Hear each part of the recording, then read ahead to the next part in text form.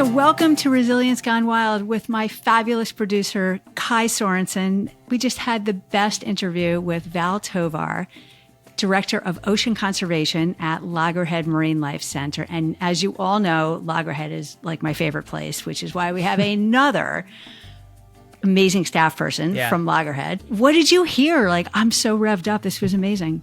Yeah, the energy and the passion that comes from having discussions with people like this is just so infectious, and it really leaves you with a little more optimistic. Hope. That's the word. A little more hope out there for, I guess, the direction of where we're taking things and how we can have an impact. And I think the way Val shed light on like the dark of what we got into, the storytelling, and really just her metaphors about how trash travels and the currents connect us all. I think there's some really cool moments that popped out. Just connecting, like the more we can connect in such a personal, intimate way, the more we're just in the same place and we understand that those currents travel. And I think the community connection, and I think it's conservation without judgment is kind of what I felt a lot of, which I appreciated because none of us are perfect when it comes to having a better footprint on this earth. So, I think before we spoil too much more, should we get to the interview? Let's get there. All right. Welcome, Val. I am so unbelievably thrilled that you are here with me today. I am so used to seeing you just in our cool meeting room when the volunteers all get together for our shift meetings. And once in a while you pop in and share a really cool, like, thing that's going on or a cool story about something about conservation and the ocean and what is going on under that darkness and things that you want to bring to the light for us, which is what our episode has been about Halloween, of bringing the darkness out of the shadows. And we just sit there and suck up all of this incredible learning from you and the joy that you bring from when you share it with your smile and your enthusiasm. So to that, Val, please tell us, what you're up to at Loggerhead and something about the darkness that you're bringing light to. Yeah, Jessica, well, thank you so much for having me. I'm really, really excited to be able to kind of join you and talk about something that I'm super passionate about, which is ocean conservation. I guess just a little bit of background, right? I'm the conservation manager at Loggerhead Marinelife Center. And what that means is I can do a lot of really cool stuff, really cool conservation efforts and initiatives that we have at the center. But I've actually been involved in the world of sea turtle conservation and science for about 7 years now, which is still pretty early in the career, but I feel very, very fortunate that I've been able to do this work so early in my career. And so what I get to do at Loggerhead is, in collaboration with the rest of our department, is we get to come up with comprehensive solutions to anthropogenic threats that are facing sea turtles. So in other words, man-made threats, right? I love that you just brought up the Anthropocene, because I've been wanting to bring light to this era that we're in that has been questionably accepted as the information age going to the Anthropocene age. And so thank you for bringing that up and tell us more about, what that means. Yeah. So specifically with what we do is we look directly into our most commonly found anthropogenic injuries that we see within our sea turtle population, right? So we've been able to kind of categorize that into a few main things, but what we mostly focus on has a lot to do with fishing interactions. Of course, we know that is something that affects all animals, but specifically here, we see it a lot within our sea turtles as well. And specifically, we see it as well at the Juno Beach Pier, right? We have a lot of anglers that come and visit this really cool, historic, monumental pier. And so we do see these interactions happen often. So fishing interactions is a big one. Boating interactions, as I'm sure you can imagine in Palm Beach County, is another really big one. Palm Beach County is stunning. We have lots of boaters in this area. It keeps on increasing. So it's definitely something that we see happen often as well, where unfortunately turtles get hit by boats, especially during nesting season, where they are spending an increased amount of time at the surface of the water. And then we also deal a lot with something that everyone is aware of now at this point, but marine debris is something that we consistently are dealing with every single day, every single week. And it kind of affects almost everything that we do. So those are the three main things that we're focusing on. And we have specific initiatives that kind of try and help mitigate those injuries from happening. So that's what we really focus on here at the center. Yeah, I just want you to clarify. I know what it is, but I think it's helpful to clarify the marine debris. Marine debris is it sort of suggests that if you use that language, that people might think it's stuff that that's happening naturally in the ocean that is debris that comes off an animal or something. So just give us a drop more about that. Yeah, marine debris. We specifically use that terminology and anything that is man-made. So man-made plastic items. And that's actually a really good point, because I think one of the things that we always say during our beach cleanup efforts, especially when we're talking to people who are joining us on a beach cleanup, is we just want marine debris. And then we have to take it a step further and say, that means plastic man-made items. So anything that we have created, anything that's not natural. So, believe it or not, like we don't want any dehydrated birds or dehydrated rats or coconut prawns, oranges, all those stuff can stay out on the beach, let nature take its course. We're asking for plastic man-made items that were either left there by beachgoers or washed up onto our beaches via the currents, via the waves, through other places in the world. Yeah. Yeah, I'm happy to clarify that, because I've been on a number of beach walks and I've helped out with some of the team building. A lot of companies, corporations, send their teams to do their team building activities at Loggerhead and to clean the beach. And everyone goes out with their, their bag and their tongs or their gloves. And there's a lot of seaweed and coconuts that are being put. I'm like, no, that is not marine debris. That actually belongs on the beach.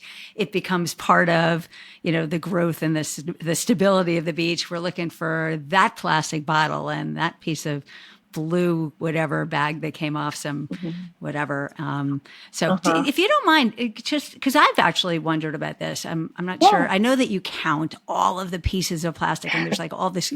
I'm a data geek, so like all the research that goes into, and if you could share that, that would be really cool.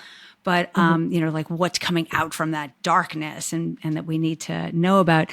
But I walk on my beach, which is just down the street, and it's interesting because there's very few people on my beach, but yet there's a lot of garbage. So I'm curious where you were finding the garbage is from. Is it traveling, from across the ocean through the big garbage dump in the ocean? I can't remember what that's called. Or like, just down from a busier beach, or is it just from people on the beach? So can you talk a little bit about Yeah, I guess the answer to that is all of the above. It's coming from everything, not just from one central location. And I think that's something that's important for people to really understand, right? There's not one common solution. There's not one common answer to the marine debris issue, but this trash is coming from every single individual. And it comes down for much bigger levels, but it also comes down to that individual level or the consumer level, right? So some of the trash that you're finding, more specifically, right, the beach that you visit is a beach that might be a little bit more private, might not be as visited as often. So you definitely might even see that debris more because there's not as much consistent attention for marine debris removal efforts. Yeah. While specifically on our beach, we do remove that debris every single week. And so, one of the things that people always say is, man, that is the cleanest beach I've ever seen. But really, it's all out there. It's just people might not see it because plastic comes in all shapes, sizes, and they all look different. So some people might be looking for these big, I always like to say, that sea turtles are a really great ambassador, right? Because they're that really cool creature that everyone kind of connects to. And then sometimes I even correlate that to trash, right? Sometimes people are looking for those big ticket items, like they're looking for those massive balls of rope or those big pieces of tires. But we're actually finding a lot of different smaller pieces of trash. We coined the term microplastics. It's something that everyone is aware of, right? And so on your beach, you definitely might see more marine debris just because there might not be as many people removing it. But all of the trash that you're finding on that beach comes from beachgoers, right? So you can assume that if you're out on the beach and you see a cigarette or you see maybe a sandal that's brand new and left behind, or even a book of some sort, maybe chairs, umbrella, you can assume that was probably left by a beachgoer.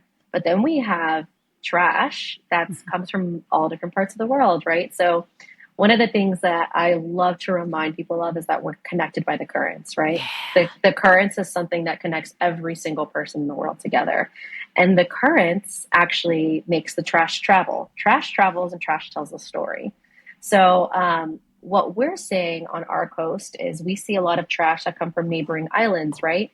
So a lot of times we will even get these plastic vinegar bottles that we know come directly from Haiti because we've been able to track down the manufacturer and the language and everything like that. Yeah. And then probably even a more shell-shocking story is, we find these really weird, dark, big plastic items on our beach every now and then. I would say we maybe find anywhere from like 5 to 24 within a year, just depending. And when you find them, you might not know what they are at first. A lot of people like to guess like milk jug. They'll like to guess protein bottle or a buoy. But through different research efforts, I believe it was FWC who was able to identify what this piece of plastic was because there was a specific ID tag on it. And they were able to track it down to the angler that it belonged to, who lived all the way in West Africa. Wow. And what we found out what this plastic was actually an octopus trap. That's right. Yeah.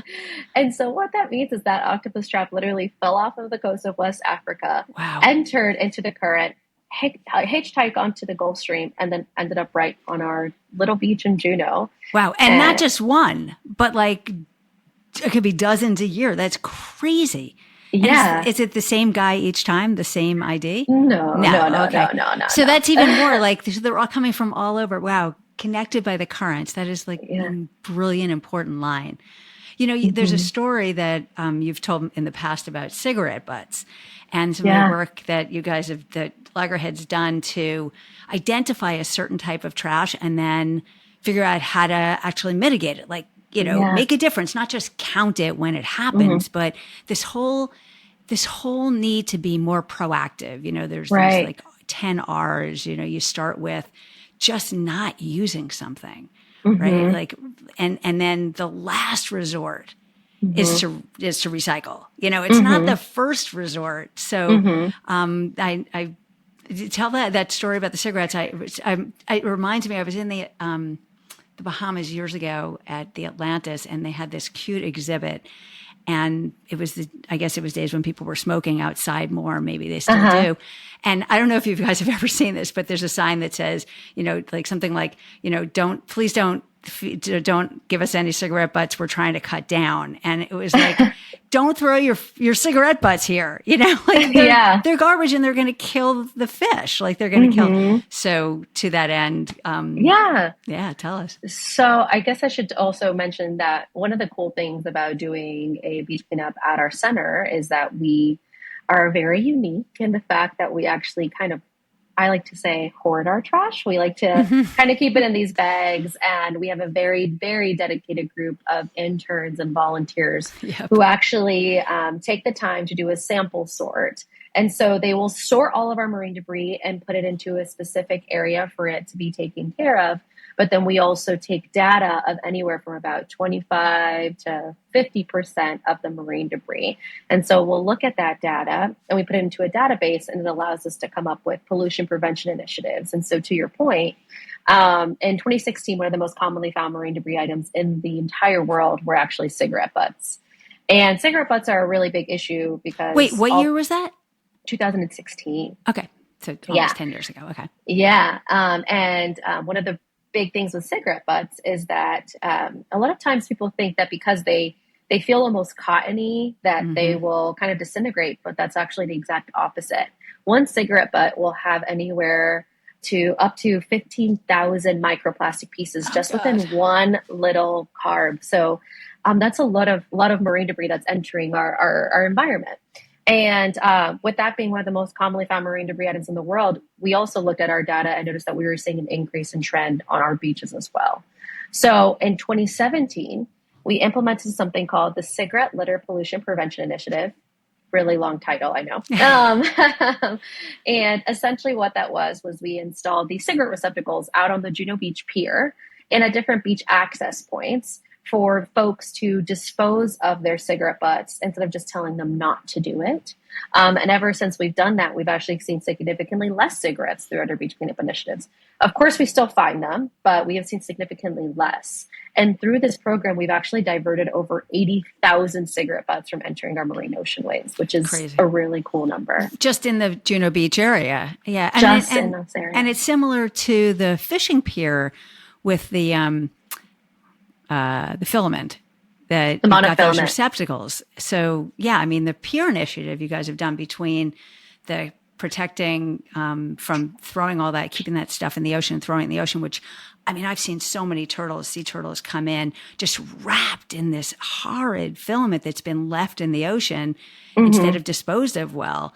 And seals and so many sea creatures, that we get to witness being kind of tortured by this stuff. So between that and the Pier Initiative, which is about saving the sea turtles, can you talk a little about that? Yeah, the Responsible Pier Initiative, or RPI, you'll hear me say RPI probably throughout it, but is one of my favorite initiatives in the entire world. I think this initiative is remarkable. Essentially what this program is a grassroots initiative where we work very closely with local anglers, fishing piers, and rescue organizations to be able to make sure that first responders, whoever that might be, has all of the tools that they possibly need to be able to respond to a sea turtle stranding, injury, entanglement on, near, or around a fishing pier.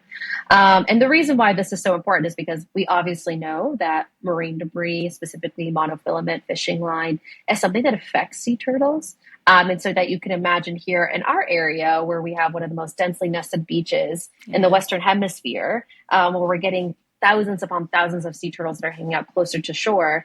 We also have this beautiful, lovely pier that we're lucky enough to run that's less than a half mile from our facility. So our team decided that this was an initiative that needed to get started. So it began in 2013, and we started off just with one pier, right? So essentially what it is we make sure that that our pier attendants and first responders know exactly what to do if a sea turtle enduring stranding, anything happens.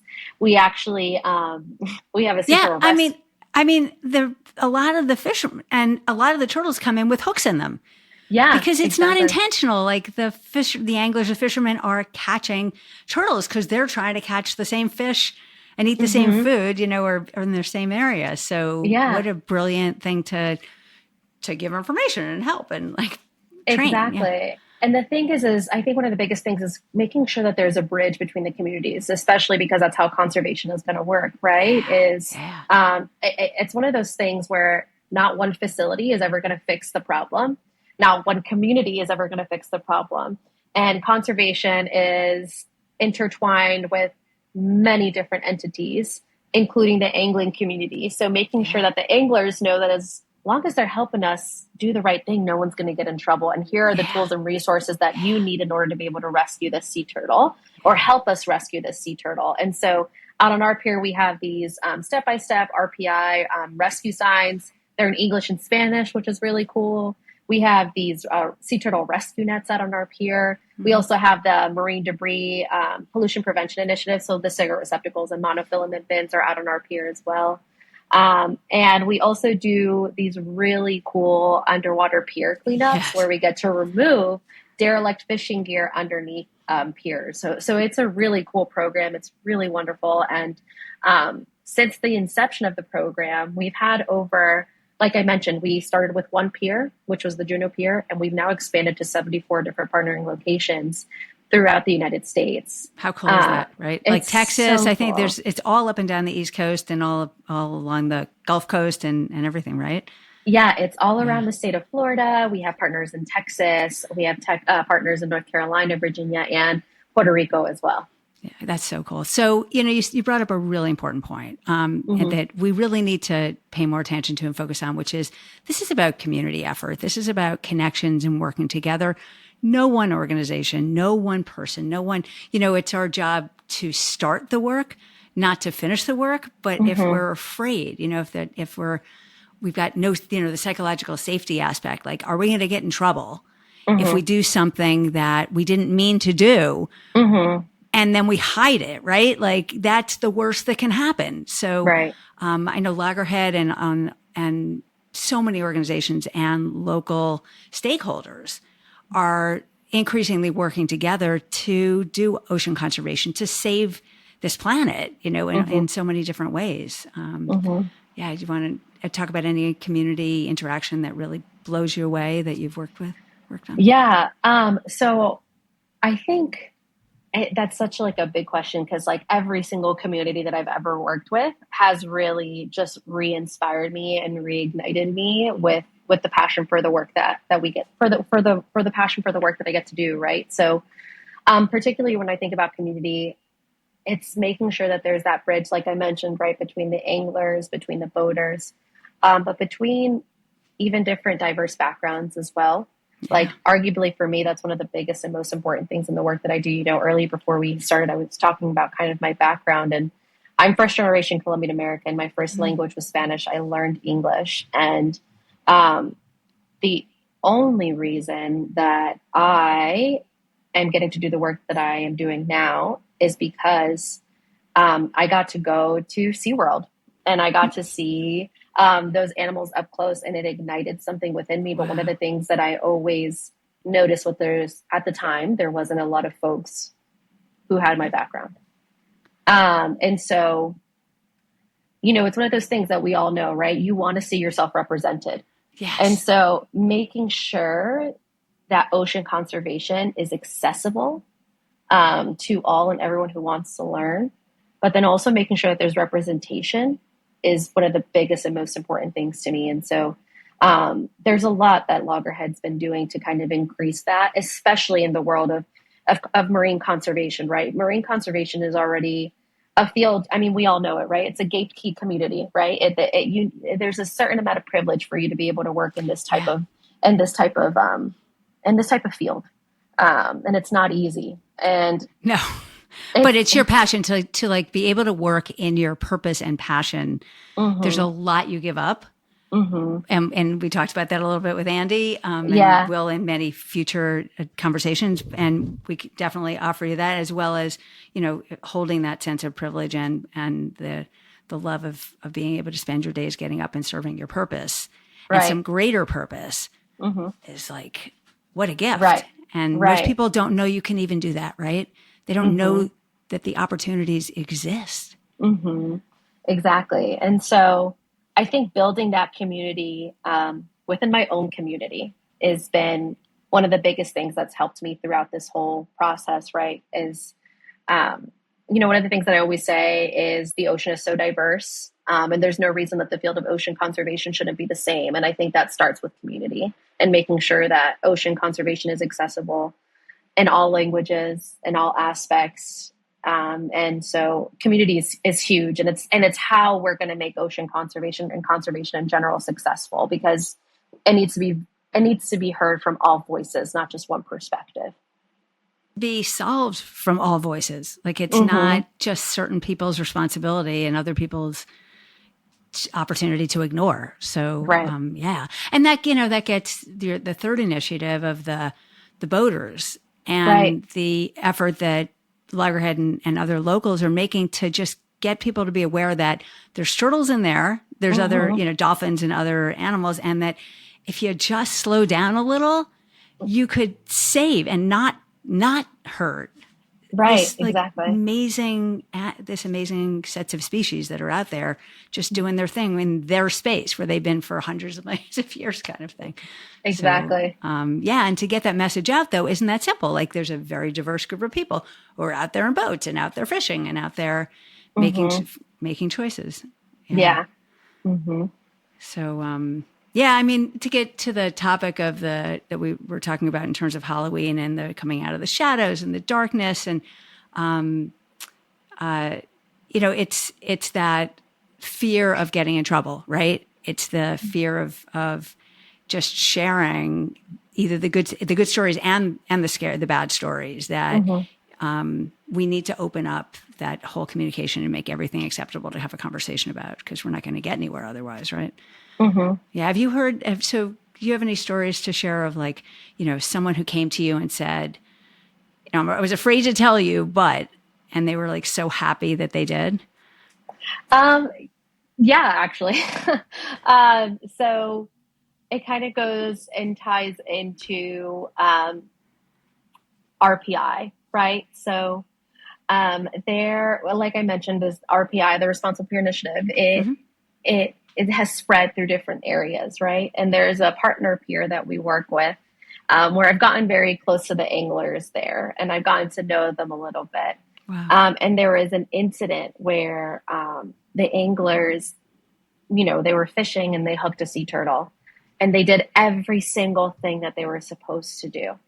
They called, they followed the protocol, but sometimes things just don't work out, and that line broke.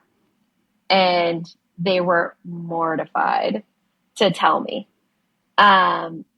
We let you down. They thought they let you down. Yeah, exactly. And in my head, I had to let them know and just kind of reinforce that they didn't let me down, that they did exactly what this program was meant to do, which was educate the anglers, educate the public, make sure the tools and resources were there, and just try. And that's what they did, because if you would have maybe spoken to these anglers a year prior, they probably would have not have cared or not have even wanted to help. Wow. But they stopped what they were doing to make sure that that animal was rescued, or that animal was in the process of trying to get the care that it needed.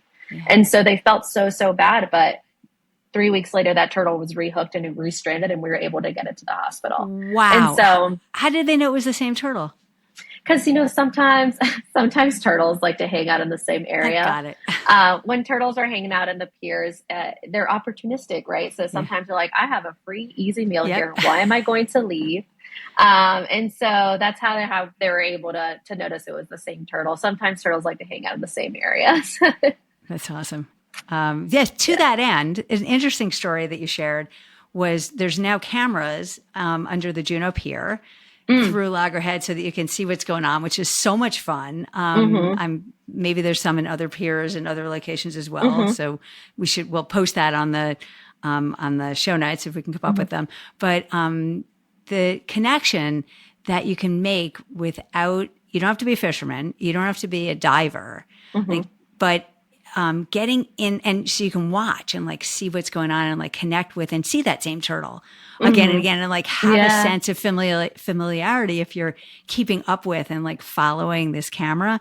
But if you actually get in the water or connect in person, the experience is just mind blowing, right? So you told this great story about really deeply connecting with a very unexpected creature that who knew, right? That they would so deeply connect. Do you want to share?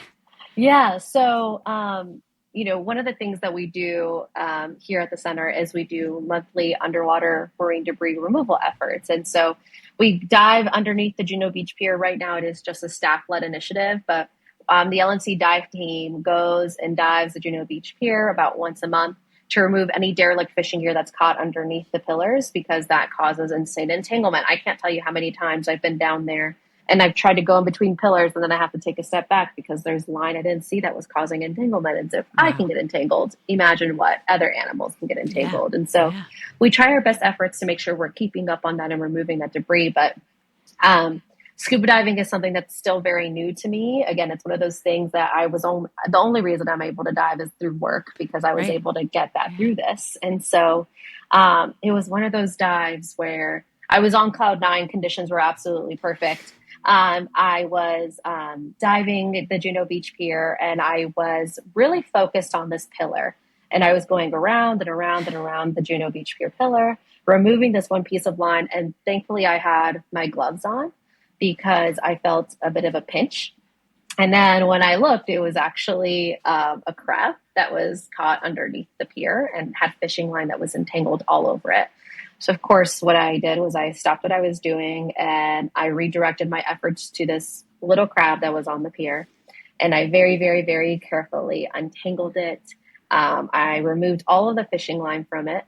And then when it was finally free, I kind of just held it in my hand and I let it float down to the bottom of the water, a bottom of the bottom column on the sand. And the crab started to walk away. And there was a moment where I was just looking at it and it stopped and it turned at me.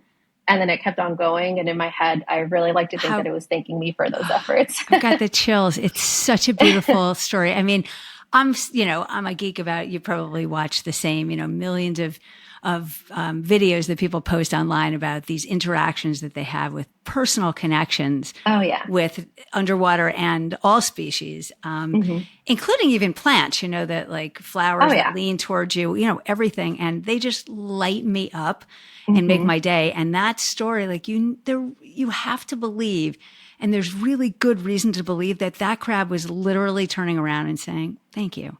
Yeah. Like it happens all the time, whatever species it is, we so underestimate, and not everyone, but most of us so underestimate the sentient capacity of wildlife and nature, and like to just give that attention to a relationship is just crazy. And Andy's story, that we talked to him in the first episode about the tiger shark, having a relationship with a tiger shark, because the tiger shark knew that Andy was keeping that shark alive by pushing it, because tiger shark needs to move oxygen through its gills. So, these stories are just, I think they make a huge impact. And that's part of why we're here, to like connect people more deeply to understanding that it matters that we're undoing and helping to heal this planet from, 50 or more years of just not realizing that it mattered. So yeah, can you put in a few words, like, I love, like, just sort of crisply, if you can, why does it matter that you do the work you do, and that, your department does the work it does, and that the communities do the work they do? Like, just like a few things so that we can remember the language really easily.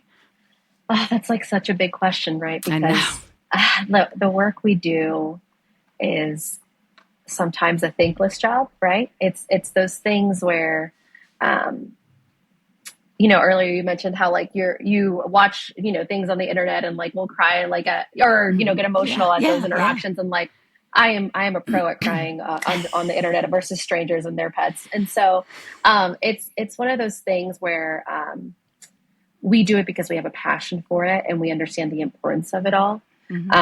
And it's really trying to get people to understand our passion and understand why it's so important. And I think that depends on the audience that you're speaking to, of course, right? You have to a little bit read the room, and all in all, I think one of the biggest and most important things is this One Health initiative, right? Is that we are all interconnected. If our animals are healthy and our environment is healthy, then that means we're healthy. And that's something that we need to keep in mind as we go through our careers, and as we try and get more people to understand why this is so important, right?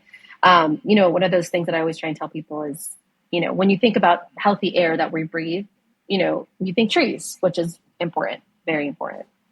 But the majority of the oxygen that we breathe comes from having a healthy ocean.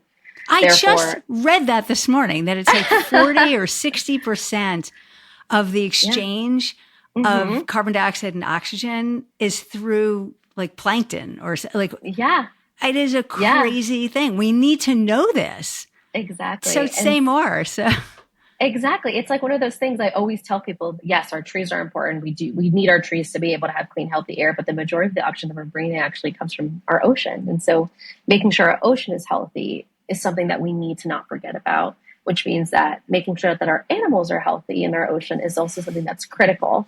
And one thing I like to tell people is that the sea turtles are kind of our indicator, right? They're that indicator of our species, right? If our sea turtles are telling us that there's something wrong, then there's something that we need to look at, and we need to start thinking of those different options. And so the work is important because we're working and thinking of a healthy planet, thinking of a healthy environment, and therefore thinking of healthy people, and just trying to figure out how to make sure that that all correlates and that everyone understands that, right? Yeah. And, not that many people live directly in view of the ocean. So even if you live, a block in, you don't necessarily feel that responsibility and connection to the point that your behavior matters. So, I was flying across the country this weekend, and I was just, as I always am, blown away by the amount of empty, like, wilderness space. like for hours in the middle of our country, and thinking about how far people are from the ocean and recognizing that there's an impact no matter what. I mean, the dirt, if you pollute the water in Iowa, it's eventually going to trail down into the oceans and damage the oceans, let alone the local ecosystem. So, I think that's like one of the most important things for us to recognize. Tell me about, this was all about the Halloween episode, right? Or, last week was the Halloween episode, and what's coming to mind is the Unwrap the Waves, which is a kind of a well-publicized, really cool national, it might be international, activity that Loggerhead does with kids to like get them to make that connection, to like recognize. So I know that there's other Halloween initiatives also. Can you talk about them and tell us, what are you bringing to the surface? Like, what are you bringing out of the shadows by having these episodes? These initiatives. Yeah. So what's cool about all of this, and I guess tying it back a little bit to some of our marine debris removal efforts and how our marine debris can kind of tell us a story and it can tell us these different things, right? It's the same thing when it comes to society. So when there's big things going on in our human society, we also read that in our trash, right? So for example, graduations, Mother's Day, all of those times when we're having these big, national holidays, we do see an uptick in our trash, right? Balloons during Mother's Day and Valentine's Day, every single year without fail, we always find more balloons on our beach during those time frames. Just because of what's going on in our society. And it's the same thing with Halloween. Balloons are bad for the beach, bad for the ocean. Balloons are the worst. Balloons are my one thing I just will not understand why people can't move away from, because it's just one of those things where it really doesn't provide a proper function service. It's there for decor, and there's so much cuter things out there that we could be using aesthetically for our birthdays and holiday celebrations. But another thing that we see is with our trash and with our trends and with all of our sorting is we do also see an uptick in October when it comes to our wrappers, right?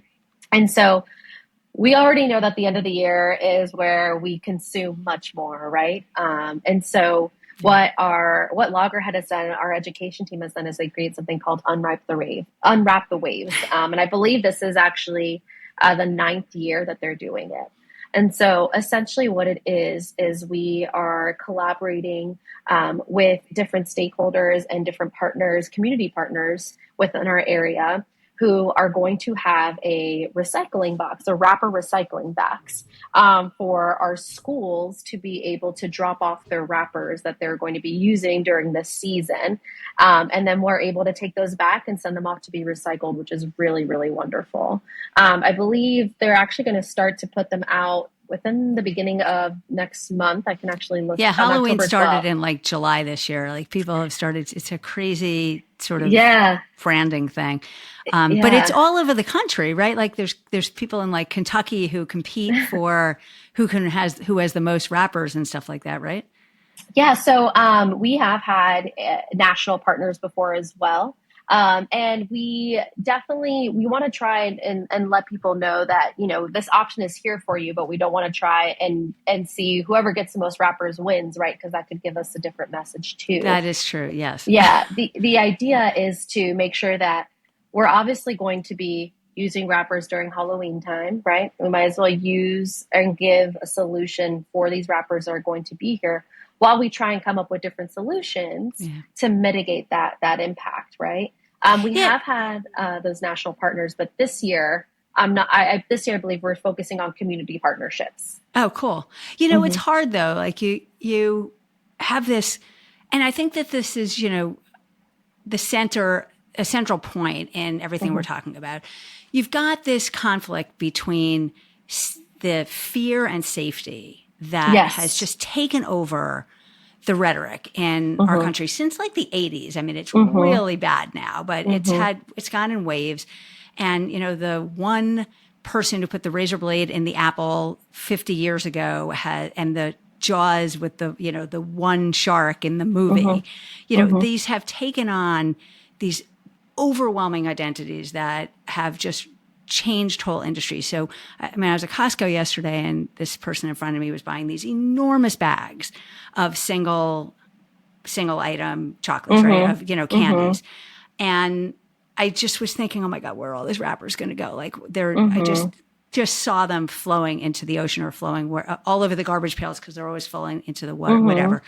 And, what can we do to and I don't know if you have an answer to this, right? I'm just thinking, just brainstorming, what do we do to merge we can go back to being more home oriented, more crafty, and more make our own stuff versus having to have individually wrapped everything, because all that leads to is that last R of recycling, right? We're not changing the model from the beginning and doing it differently. Like you said, there's other ways to decorate other than balloons, Right. Yeah. Make something, versus the end of the cycle, which is you've got garbage that is destructive from every bit of how it was created. I mean, those are plastics. They were all created from fossil fuels, and chemicals, and it goes all the way down to what happens to them at the end.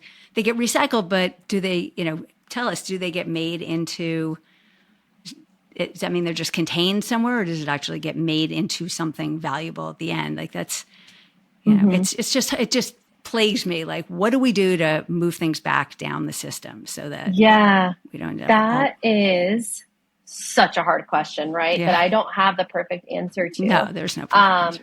And I think that's one of those things that, we were all talking about when it came to this initiative, because it's so needed and it's so wonderful and it's so amazing. But at the time, there is no other alternative to that at the moment. But that's why this program is so wonderful, right? Because we collaborate and we actually use TerraCycle to be able to recycle all of those wrappers. Awesome. And what they do is they then melt them down to create plastic pellets. And so from what I understand, if you ever purchase something that says, made from recycled plastics, that's where this middle part is. Okay. And so this program really is wonderful for that. And it's going to be really great this year. I believe wrapper collection, it's going to be starting on October 12th. It'll go through November 11th. And right now they're still in the middle parts of alerting folks who are actually going to be community partners, because it's an application process, and that'll all be posted through our website. But it's a really good way, at least for now, to start making sure that our wrappers within this area are being recycled. And it's a model that can be then used elsewhere, because you're building the model, and that's what we need to do, right? Right. We need to build and share best practices, models for doing this all better. So that's awesome. Speaking of which, I gather that you are an Aspen Fellow at Aspen, and is such an esteemed organization. Can you tell us what got you, this kind of thinking that you're offering us is what got you there? So can you tell us a little bit about? Yeah, that was such a cool time in my life. So it was my boss at the time. She told me to just apply. So the Aspen Institute, they have a whole separate cohort where you can apply to be a future leader. And you essentially get to go completely sponsored to this really wonderful climate conference. And it really gives, again, like we were talking about, access to folks who typically wouldn't have access or sit at these tables a way in. And so I applied. And then a way back out, because you're bringing it back out. Yeah. Exactly. Yeah. And so I applied to be a part of the 2023 Future Leaders cohort. And I was very, very luckily chosen to be a part of it. And it was honestly really, really eye-opening, because I got to meet people. When I mean from all over the world, there was people from all over the world there who were as young as 18 to 30. And everyone was, it was one of those things where you got to meet and hear everyone's ideas and realize that there is so much work to do, and it can be a bit overwhelming. And if I remember correctly, I believe this cohort, I don't know if you've heard the term climate anxiety. Oh, yeah. But it was one of those things that it actually, I think it actually started from that cohort. It was one of our groups there who she was lucky enough to actually meet Kamala Harris and was able to kind of speak to her. And she coined the term climate anxiety. And it was something that she spoke about on that stage. Wow. And that's when I felt like I started to see it everywhere. Right. And that's just the perfect way to do it, right? Because I was so inspired by the work that everyone was doing, the passion that everyone had, but it also instilled a bit of climate anxiety because there's so much to do. Yeah. But I will say all of the people who were there, the one common theme was that we need to figure out how to create like a climate economy. We need to figure out how to make it sustainable and every single part of the aspect. Yes, we have a passion for it. Yes, we want to do the field work. Yes, we want to do all of that. We need to figure out a way to make it intersectional through every single step of every field and world of conservation. Yeah. And one thing that I will say is it was rare to meet people there who were coming from a marine background. Oh, wow. And so that was one of the things that I said while I was there. I was like, the ocean, we talk about it, right? We feel like it's involved. Yeah. But at that level, it didn't feel like it was being spoken about consistently, right? Because everyone there is, there was tech, it was energy and all of those things, which is all very important. Of course, it's all very important. But the ocean, it wasn't at the level that everything else was at. And I remember thinking that there needs to be more of a climate and ocean intersectionality, but at that level. It's wild because we talk about the sea rise and the storms, like it's the climate impact is so ocean focused, yet the anxiety, and maybe I'm reading too much into this, but it's this focus we have on the me versus the we and the all. So the impact and the anxiety is about me and my life. It's not about, so like I can only handle what's around me versus what's happening to everybody, which is so ocean based. And I think a lot of that, what you're saying is, I think is kind of what we were talking about before, right? That if you're not by the ocean, you might not think about it as often. Yeah. But we are all feeling the effects of climate change. We're all feeling these in all different ways. Just now, the storm that passed through, there's people who were not expecting anything that happened. No, and it happened. Hundreds and hundreds of miles from the ocean. Right. And so, and again, I don't want it to sound as though the ocean was never kept in mind, but I specifically remember walking away thinking there needs to be more of an emphasis and a focus. And I've been inspired by Dr. Ayanna Elizabeth Johnson. She's an amazing climate activist, and she is someone I look up to, and I think she is a great leader for what we need to do in the ocean space and the climate space. Maybe we'll be able to get her on and share her thoughts. Oh, she's amazing. About climate anxiety, it's interesting because, on the psychology side of climate anxiety, you've got, and we have an episode coming up about this, about the idea of broaden and build, that when you're in fear, your body shuts down. When your anxiety is high and your stress is high and your fear is high, your brain tells your body to shut down. Your body tells your brain to shut down, and you are incapable of being creative, curious, innovative, empathetic, thinking outside yourself. Your energy is all about me. And, that is the opposite of what we need. So if we can shift from this feeling of threat and incapacity to do anything to a feeling of opportunity, like that you can make a difference, that one step forward can make a difference. That changes everything. Like, I think that's, we've taken on this climate anxiety challenge, and we, the reaction that we need to have to it, the proactiveness is to shift away from that and give people a sense of empowerment and agency. And the programs you're doing are doing that, like every kid that puts a wrapper in is doing something positive to make a difference. You were going to say something. Go ahead. No, I was going to say that, and I feel truly like what you just said is taking that anxiety and turning it into action is definitely something that, the Aspen Institute and that cohort of people all really have done so well. And then it's also something that everyone that I've ever met in the field is also doing as well, right? I can't tell you how many times we all meet, and I can't tell you how many times sometimes we get I don't want to say desensitized to the day-to-day, right? Because there's stuff that we see happen so often and it's almost like sweat off of our backs. But we get used to it, and us having to snap ourselves out of that and really realize and remember to use what we're seeing and to create action and change is something that we have to do consistently. Beautifully said. And so that's definitely something, it's definitely something that I think I'm guilty of, and I'm sure everyone else is as well. We normalize we move into we set the different bar, and now a certain amount of darkness is okay, like, because it's the norm. And if we don't think it's okay and we don't accept it, then we get anxious about it. Right. And we not that many of us are able to move forward. So, moving that bar, I mean, I would say down, like to our expectations of the way we treat each other and the way we treat our world is normalized. And like, I love that you just said, like, we can't let that happen. Like, it's the damaging part. Like, it's what's driving us into this dark place where everything's being hidden below the ocean, below the dark, in the darkness, because we know about it. But if we confront it, it's hard.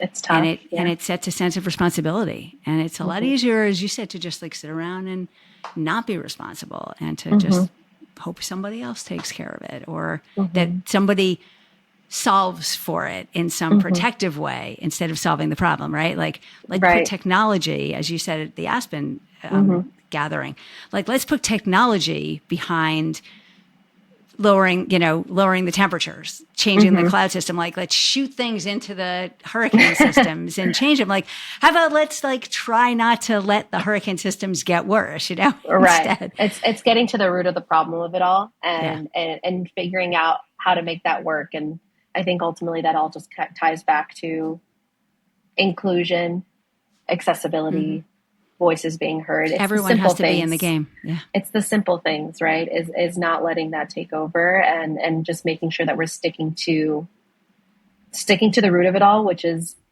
community and inclusion of it all. Yeah. And believing that every little step matters.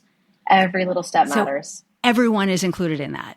Like, we all have to do our part, small, big, just you have to take a step forward and do something. Exactly. And that's what I always tell people as well. I think one of the biggest things too is that everyone focuses on being the perfect environmentalist, the perfect conservationist, and that just does not exist. It's not real. It's not true. No one is going to do every single thing perfectly, but just because that's the truth doesn't mean that you still shouldn't do something. Yeah. And so that's what I always tell people is do what you can. And arguably the biggest thing that you can do is also educate others, because you never know who you're going to inspire and who you're going to inspire that can actually make that change, right? And so it's sharing the knowledge that you've learned, which is arguably, it's your best resource. It's your biggest tool. And also just like not being afraid to make a change, to make an impact, no matter how big or small that might be, or how impactful you think that might not be. It's every little step counts.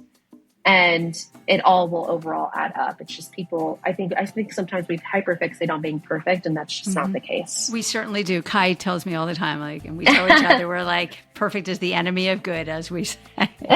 You gotta, so you stop doing anything if you're looking for perfect. You're never good enough, right? But we're all good enough.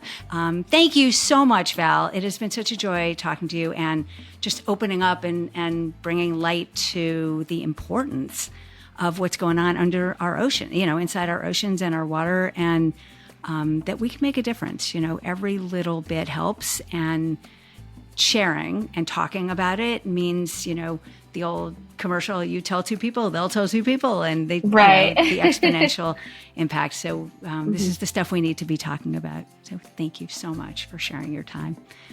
Thank you so much for having me. Thank you. I've really enjoyed my time with you guys. So thank you so much. Awesome. Thanks, Val. Thank you.